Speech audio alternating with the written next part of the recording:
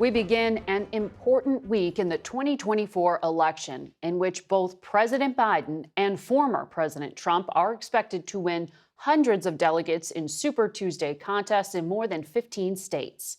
On Thursday, Mr. Biden will make his State of the Union address. Our CBS News poll out this morning shows the former president with a 4-point edge over the current president among likely voters nationwide.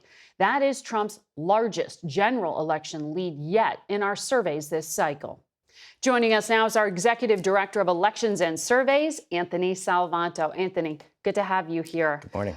So our polling has shown perceptions of the economy have been improving. So why isn't that helping Joe Biden? Because it's the comparison that people are making between how they rate the economy today and what they remember it being during the Trump years. And it's the remembering that's the key word there. I specifically asked, how do you remember it? And 2/3 of voters say they remember it being good, which is also interesting because if you go back and look at the polling from that time, people did in fact rate it good in 2018, 2019, but then views of the economy cratered after the pandemic and the shutdowns. And it doesn't seem like they're remembering that part of it here.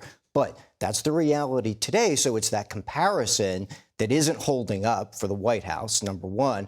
And then number two, you push that forward and ask, well, whose policies might make prices go down?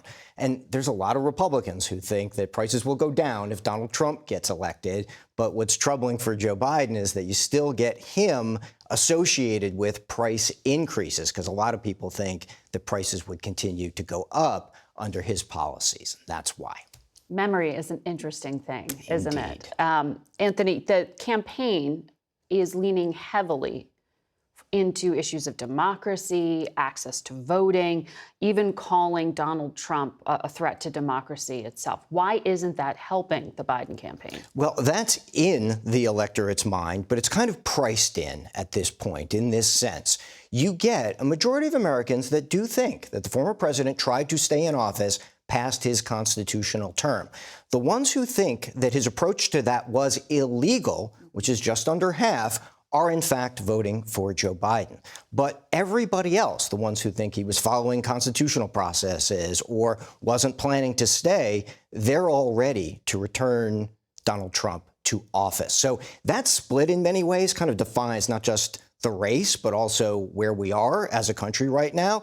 Maybe it moves a little bit as the trials go forward. Maybe if there's a conviction, certainly something to watch. But net, you get about an even split between Biden and Trump right now on who would do best at keeping democracy safe. Democrats are putting reproductive rights front and center in this campaign, betting that it will drive turnout among voters across party lines who are just concerned about this issue. Is that a safe bet? So there is a majority that feels that the overturn of Roe v. Wade was bad for the country. But what's interesting to me is this difference between then who blames Donald Trump for that, which is what the Biden campaign is trying to do. And that's a smaller number. But then coming even more immediately, the recent IVF ruling, we asked about that. And in fact, a large majority thinks that IVF should be legal. So again, this issue is going to stay top of mind and certainly is going to be a factor, I think. And it's interesting because in Alabama, where that ruling happened 2 weeks ago, they are working very swiftly to protect it within the state legislature, and the governor are expected to look at some of those bills this week. So it shows how resonant that one issue is. But Anthony, this is going to be such a key week. We have Super Tuesday upon us. Has Biden been able to consolidate the base of his party, the people who are committed to coming out as Democrats? Well, in many ways, no, not yet. And that's really important for two things. One is that a lot of the measures I've been describing here for Joe Biden are driven in part by the fact that Democrats are more critical of him and more critical of their president than Republicans are of Donald Trump. Now, is that always the case? Well, in some ways, that's kind of typical for Democrats, right? It's often a more transactional approach, often a little more criticism in there, whereas Republicans, and they've told us, they really value loyalty to Donald Trump. So some of that is baked in. But having said that, it comes out in the political story in right now, Democrats being less likely to say that they'll definitely vote. And a lot of Joe Biden's numbers are in part lower because of that. His campaign has work to do to drive up that motivation, and he's not doing as well as he did in 2020 with some key Democratic groups. I would add this, though, Margaret, and I think it's important. Joe Biden is trailing Donald Trump when we ask who has a vision for the country. And that speaks across party lines in many ways.